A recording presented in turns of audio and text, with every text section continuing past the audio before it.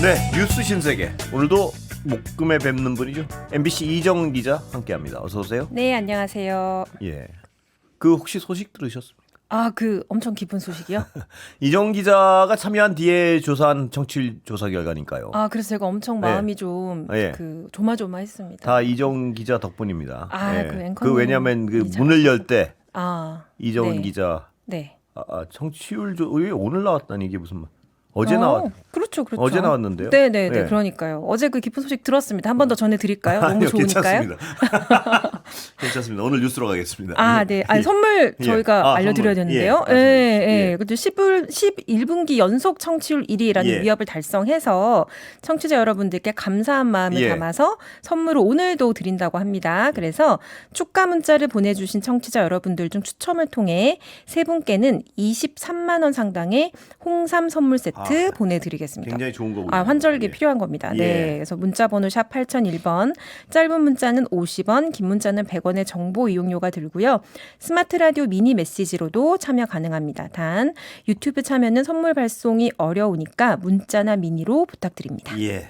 자, 사건 사고 소식도 좀 알아볼까요? 아, 예. 네. 오늘도 좀 안 좋은 일이 있었습니다. 오늘 오전 11시쯤 부천의 한 재래시장에서 1톤 트럭이 인도로 돌진했는데 그 시장 안에 있던 70대, 80대 여성 3명이 심정지 상태로 예. 이송이 되어서 이 중에 결국 2분은 숨졌습니다. 그리고 이 외에도 예. 17명이 다쳐서 치료를 받고 있는데요. 이게 운전자가 이제 60대 운전자였는데 예. 이제 CCTV 영상을 보면은 잠깐 트럭을 세웠다가 급가속을 하는 모습이 예. 보이고 브레이크 등은 꺼져 있었고 그래서 뭐 급발진 가능성도 보겠지만 일단은 페달을 잘못 조작했을 가능성이 있는 걸로 지금 추정을 하고 있습니다. 근데 예. 아무래도 고령화 사회가 되면서 고령 운전자가 늘어나니까 이제 그렇습니다. 관련된 사고도 지금 늘고 있는데 좀 사고를 줄일 또 어떤 뭐 대책이랄까 장치를 보급한다 할까 이렇게 좀 필요해 보입니다. 보입니다. 예. 네. 자, 정치 얘기로 가보겠습니다. 내가 황교안이다. 후폭풍이 네. 좀 거센 것 같습니다. 네, 그렇습니다. 어제 황교안 전 국무총리가 이제 내란 선전에 예. 가담한 혐의로 특검에 체포가 됐습니다. 그래서 그 혐의 다 아시겠지만 그 비상계엄 직후에 자신 SNS에 나라를 망가뜨린 종북 주사파 세력과 부정선거 세력을 이번에 반드시 발본색원해야 된다. 예. 그러면서 계엄에 찬성하는 의견을 예. 공개적으로 올렸고 또 뭐 한동훈 당시 뭐 국민의힘 대표나 우원식 국회의장을 계엄 해제 표결을 주도한 방해 인사다라고 예. 지목을 하면서 계속 이제 계엄이 불법이 아니다. 뭐 계엄을 찬성한 입장을 예. 밝혀왔었죠.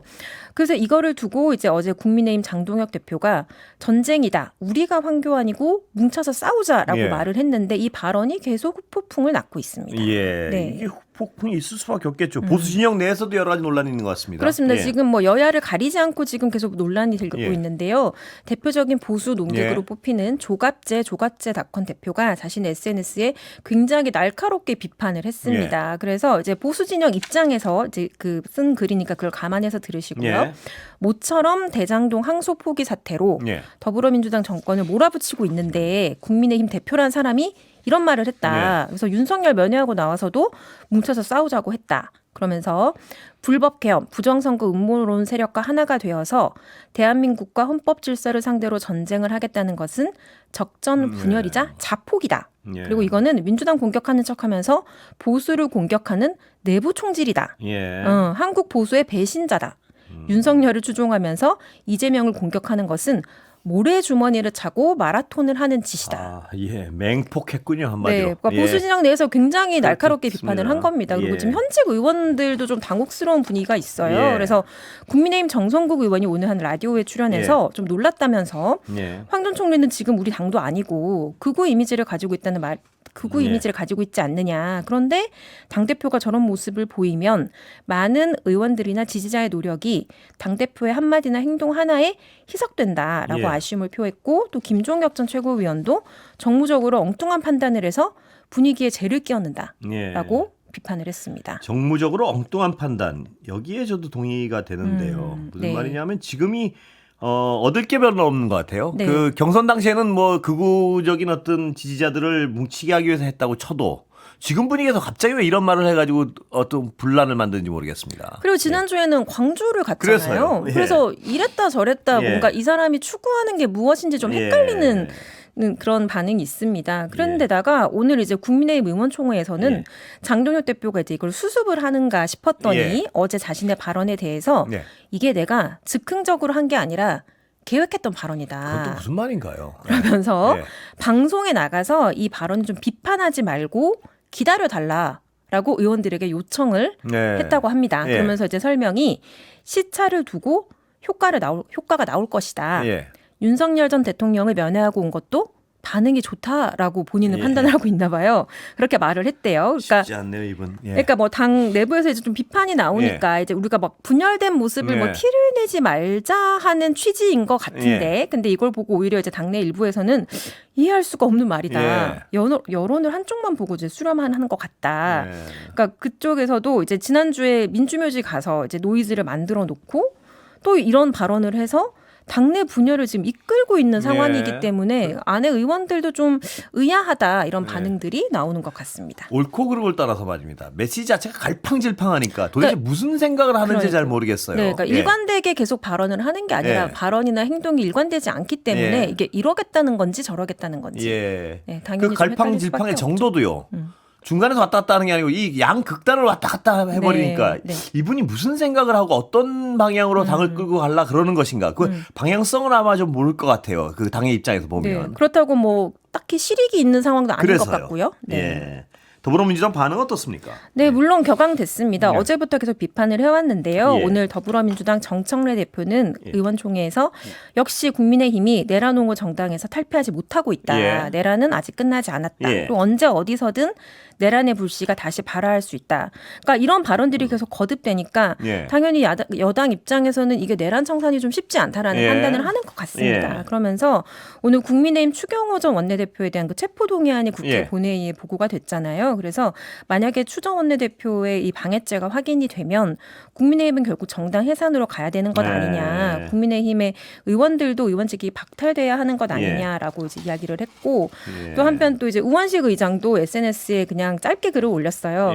아, 장동혁 대표가 하는 말을 보고 한 것 같은데 정말 내가 체포됐어야 한다고 생각하냐라면서 탄식이 섞인 글을 올리기도 했습니다. 자, 추경호 체포 동의안이 보고됐군요, 드디어. 네, 그렇습니다. 오늘 오후 국회 본회의에 보고가 됐고요. 표결은 27일에 하는 걸로 여야가 27일이요? 합의를 했습니다. 그러니까 그 사이엔 지금 본회의가 없어서요. 그리고 내란 특검이 국회에 이제 체포 동의안을 제출을 했는데 이게 67쪽 분량이에요. 그래서 그 안에 있는 내용이 조금 공개가 됐습니다.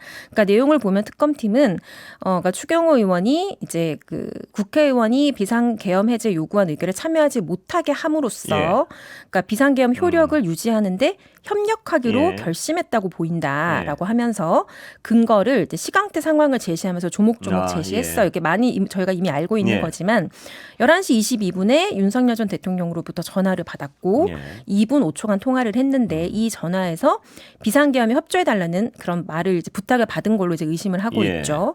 이후에 한동훈 전 대표가 국회로 가야 된다. 그리고 원내대표 명의로 반대 입장 좀 내달라 이렇게 요구를 했지만 모두 거절하고 원내대표실에 계속 머물렀다. 그리고 근데 그 당시 심지어 옆방에 이제 707 특수임무단 병력이 이제 옆방 창문을 깨고 들어왔고 또 헬기 소리도 들리고 해서 극심한 혼란 상황을 몰랐을 리가 없는데 계속 그 방 안에 있었다. 그래서 심지어 계엄 해제 요구안이 의결되고 새벽 2시 5분에 계엄군이 철수할 때까지 그 원내대표실에서 그 추경호 의원은 나오지 않았다라고 제시를 했습니다. 그러면서 이런 모든 상황들을 고려했을 때 그러니까 당시 이제 윤석열 전 대통령과 한동훈 대표 사이에 갈등이 굉장히 심했었고 야당과도 사실 대화가 잘 안 되는 상황이었는데 그래서 그 윤석열 전 대통령한테 뭔가 계엄 해제를 요청할 수 있는 유일한 사람은 특검이 보기에는 추경호 의원인 것 같은데 이 사람이 아무것도 하지 않아서 대통령이 권한을 남용하는 상황을 방치했고 또 물론 헌법 수호의 의무도 다하지 않았다라고 판단을 했습니다. 그동안 어떤 알고 있던 사실들이지만요. 특검이 다시 정리를 하니까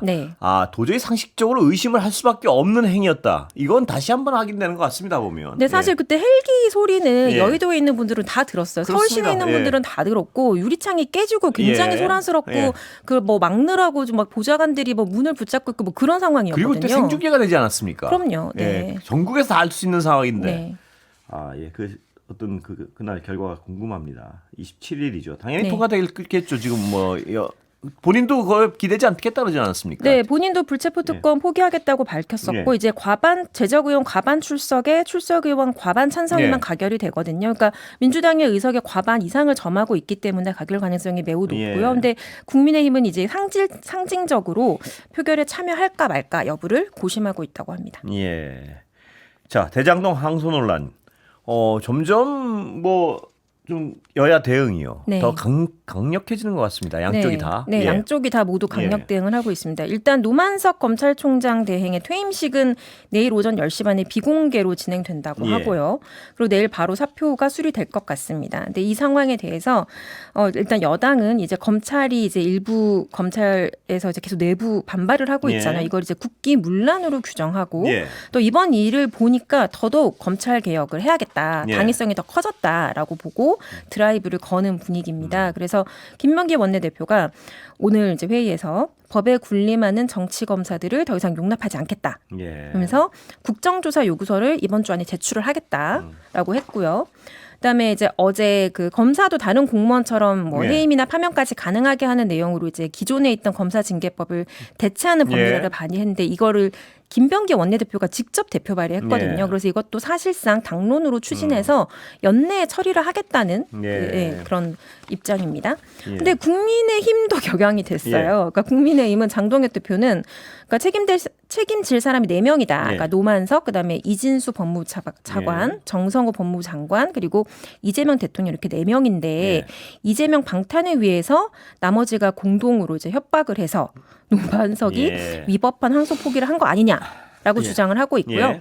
국정조사도 지금 여야 모두 추진을 하고 있는데 이제 그 포커스를 하는 부분이 달라요. 그러니까 민주당은 조작 수사, 그다음에 기소 자체에 문제가 없었는지를 보자는 입장이고, 그러니까 국민의힘은 항소 포기에 외압이 없었는지 이거를 보자는 입장이거든요. 그래서 국정조사 요구서를 제출하는 과정에서 이제 범위나 증인 채택 여부나 이런 걸 놓고 상당한 진통이 있을 것으로 예상이 됩니다. 이 검사들이 파면 가능하게 되면 굉장히 겁을 낼 거예요, 아마 이거는. 해임하고는 좀 차원이 다르니까요. 그렇죠. 자, 신상진 성남시장 얘기는 왜 나옵니까, 이건? 그러니까 이제 지금 범죄이익 환수를 해야 된다라고 이제 주장을 하면서 그래서 이제 성남시장이 지금 국민의힘 소속인데 이례적으로 이제 오늘 최고위 회의에 참석을 했어요. 그래서 본인이 성남시장이니까 국민의힘 최고회의에 참석했단 말씀이시죠? 그래서 본인이 이제 성남시장이니까 정성호 장관 등등을 이제 공수처에 고발을 하고 또 범죄 수익 환수를 위해서 시민 소송단을 꾸려서 손해배상 청구를 하겠다라고 주장을 했습니다. 또 법제사법위원회 의원들은요. 공소 취소를 법으로 원천 차단하겠다. 이건 뭔가요? 그러니까 지금도 만약에 이제 공소를 제기했는데 그 공소 과정에서 명백한 오류나 절차상의 하자가 있으면 예외적인 상황에서 공소 취소를 할 수 있게 돼 있어요. 그런데 이거를 취소할 수 없도록 법을 바꾸자는 거예요. 하자가 있으면 취소를 해야 되는 거 아닙니까? 그러면 사실 이제 피고인의 인권을 침해하게 된다는 논란이 있을 수 있거든요. 그래서 이 부분은 이제 논란도 논란이지만 현실적으로는 통과될 가능성은 없죠. 또 여당이 훨씬 많으니까요. 다수당이니까. 자, 박성재 전 법무부 장관 두 번째 구속 심사인데 결론이 오늘 밤에는 나오겠죠? 내일 새벽이나. 오늘 밤 늦게 내일 새벽.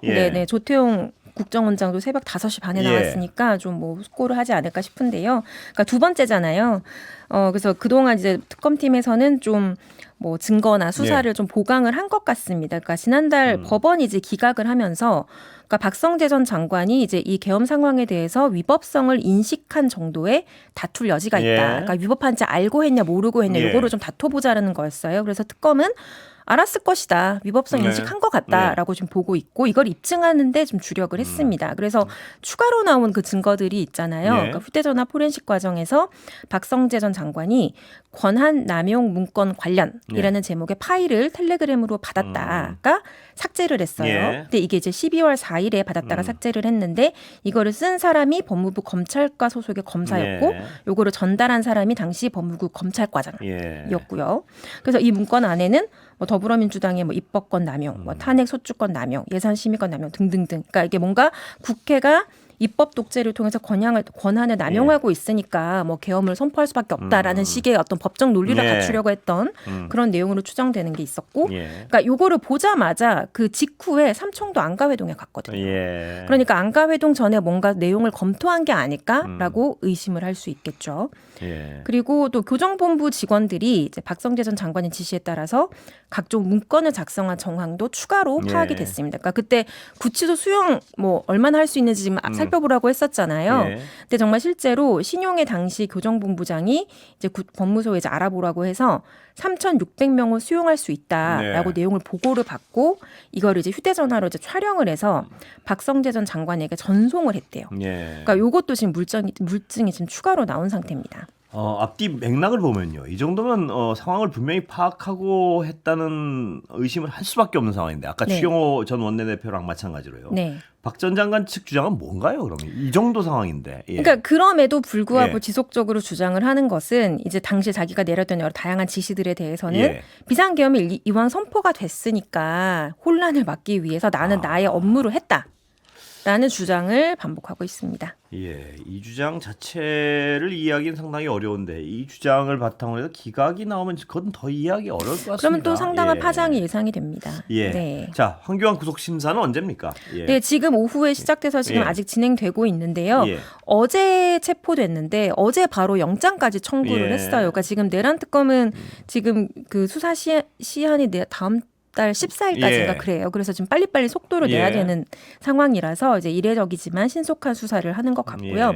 아까 혐의는 아까 설명을 해드렸고, 이제 특검팀은 이제 황교안 전 총리가 평생 공안검사로 살았고 또 법무부 장관도 했고 여당 대표도 했고 국무총리도 했고 그렇습니다.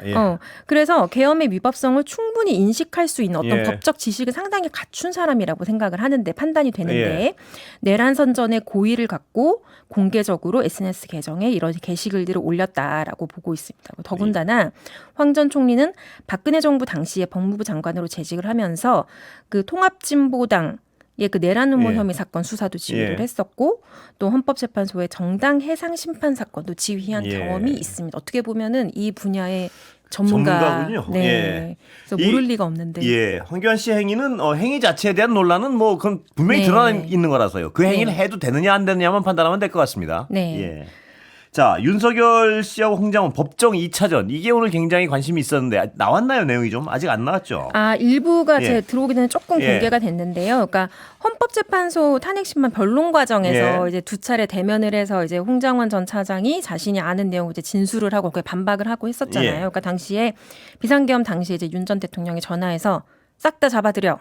국정원에 대공수사권 줄 테니까 국군 방첩사령부 도와 이렇게 말을 했다라고 주장을 했고 설명을 했고 그러니까 윤석열 전 대통령은 이건 탄핵 공작이다라고 주장을 했지만 결국 헌법재판소에서는 뭐 홍 전 차장의 진술을 더 받아들였죠. 그랬었죠. 근데 오늘은 요 내용 관련해서 이 내용에 대해서 이제 메모를 홍 전 차장이 작성을 했는데 이 메모가 증거 능력이 있느냐 없느냐를 두고 공방이 벌어졌습니다. 그래서 내란 특검팀은 홍 전 차장의 4차 메모를 증거로 채택해 달라고 요청을 했어요. 그러니까 당시에 이제 여인영 전 국군 방첩사령관과 통화를 하면서 뭐 이재명, 한동훈, 우원식 등등을 잡으라고 체포조 명단을 받았잖아요. 그래서 그거를 자필로 이제 1차 메모로 작성을 했고 이걸 토대로 보좌관이 정서를 한 2차 메모가 있고 또 다음 날에 보좌관이 또 기억에 의존해서 메모를 다시 3차로 쓴 다음에 이것을 또 홍 전 차장이 가필한 4차 메모가 있는데 특검팀은 4차 메모를 증거로 채택을 하자고 했습니다. 정원 전 차장 얘기 좀 더 해볼까요? 내용이 조금은 나왔죠. 그래서 그러니까 특검팀은 이제 이 4차 메모가 중요하니까 이거를 증거로 재판에 채택을 합시다라고 제안을 한 겁니다. 그랬더니 이제 윤 전 대통령 측이 그러니까 뭐 1, 2, 3차를 거치면서 본인이 직접 작성한 부분이 별로 없고 나머지는 보좌관이 작성한 거 아니냐라고 문제를 제기했습니다. 그러니까 재판부에서 아니 문서 작성할 때 모든 문서를 다 치지 않고 초안을 지시하고 확인했다가 빠진 게 있으면 가필했다는 것 같은데 그러면 홍장원 차장 본인 작성으로 봐야 하지 않느냐라고 이제 되물었어요. 그러니까 윤 전 대통령이 좀 답답했나 봐요. 예. 그러니까 직접 나서서 또 직접 나섰고. 네, 또 직접 나서서 예. 초고란 걸 보면 지렁이 글씨다. 예. 지렁이 글씨다. 그러니까 지금 필체를 문제 삼은 겁니다. 그러면서 알아보기가 힘들다 뭐 이 그런 주장을 거죠. 하고 싶은 거죠. 예. 아라비아 예. 지렁이처럼 돼 있어서 대학생들이 티도 만들어서 입고 그런 정도였다. 예. 그러니까 자기가 보기에는 그런 것처럼 보였다는 예. 것 같아요. 그걸로 보좌관을 시켜서 이런 걸 만들었다고 하니 예. 그러니까 초고란 것 자체가 이거랑 비슷하지 않다. 그러니까 이 메모의 신빙성이 떨어진다라는 주장을 하고 싶었던 예. 것 같습니다. 예. 하지만 홍 전 차장은 그러니까 보좌관이 정서한 것 이후에 또 통화한 내용을 기억한 걸 추가로 가피를 해서 예. 그러니까 조작되지 않았다. 그러니까 물론 종이라는 것이 이제 여러 장 존재하지만 예. 내용이라는 것은 같은 거다라고 이야기를 했습니다. 예. 오늘 내용 좀 더 나오면 이상한 얘기 많이 나오겠군요. 보니까 지금 뭐 보니까. 좀 예. 네, 좀 전해드릴 게 있으면 내일 또 추가로 전해드리겠습니다. 홍 전 차장의 경우는 워낙 기억력이나 이 메모가 왜 처음부터요. 네. 이 기억력은 메모가 워낙 정확하고 예민해서 네. 예리해서 아마도 이 사람이 반갑진 않을 거예요. 윤석열 씨 입장에서 보면요. 뭐 약간 아무리 검사를 수십 년 했어도 국정원 블랙요원 했던 예. 사람을 상대로 진술을 그렇습니다. 들으면 좀 그렇지 않을까 싶습니다. 그리고 건천국 얘기 좀 잠깐 해야 될 것 같은데요. 네. 김건희 씨 말입니다. 네. 이 건천국 마구잡이로 막 드러났다는 얘기 나올 때부터 제가 네. 그럼 거기 있는 물건 집어나오지 않았을까 하는 의심을 했었는데 네. 집어나온 건 아니지만 수십 정을 대여했다는 건 드러났습니다. 결국은. 네, 예. 그렇습니까? 그 명성황후의 처소였던 건천궁을 2023년에 이제 윤석열 전 대통령 부부가 같이 둘러보고 나서 당시에 있던 궁 예. 전시품과 정승 공예품 수십 점을 대여를 했었는데, 예. 그러니까 대여한 건 기록이 남아 있어요. 예. 근데 이제 이 대여를 왜 했지? 관절을 궁궐처럼 꾸미려고 예, 했던 거 아니냐는 충분히 의심이 의심 있었는데, 가능합니다. 예. 그러니까 실제로 그 의심이 맞았던 예. 걸로 보입니다. 그러니까 김교흥 국회 그 문체위원장이 이제 확인해 보니까 2023년 3월 14일에 실제로 대통령실 관계자가 운송업체 사람이랑 같이 와서 예. 건천궁에서 뭐 주칠함, 보안, 보함, 백동촛대, 그다음에 사방타짜 이런 공예품 9점을 포장해서 예. 대통령실이 아닌 한남동 대통령 관저로 옮겨갔대요. 그래서 그러니까 대여를 하려면 이제 목적을 써야 되거든요. 네. 그러니까 거기 목적은 예. 대통령실 주최 국가 주요 행사용 물품 전시였다라고 네. 썼는데 그게 이제 대통령실로 안 가고 집으로 간 거예요. 예. 그리고 그러니까 사적 용도로 사용했다 이렇게 의심할 네. 수밖에 없다는 말씀이시죠. 네, 그리고 예. 그러고 이제 2주 뒤에는 또 이제 국가유산청 전승공예품 은행이라는 곳이 예. 있는데 여기서 장인들이 만든 조각품과 다완 등을 한 뭐 32점 빌려갔답니다. 근데 예. 다완이라는 건 이제 도자기처럼 생겼는데 이게 심지어 망가져서 대통령실이 300만 원 변상했대요. 아. 네, 그런데 이제 여기서 이 이제 김경희 의원실에 이제 예. 정부 관계자가 전한 내용은 그러니까 군과 궁예품 은행에서 대여한 물품은 예. 이제 관저에서 더 못 들어가고 관저 입구에 있는 하얀 단층 건물로 제가 옮겨드렸다. 예. 근데 항상 거기까지 옮기면 거기 분들이 알아서 하더라.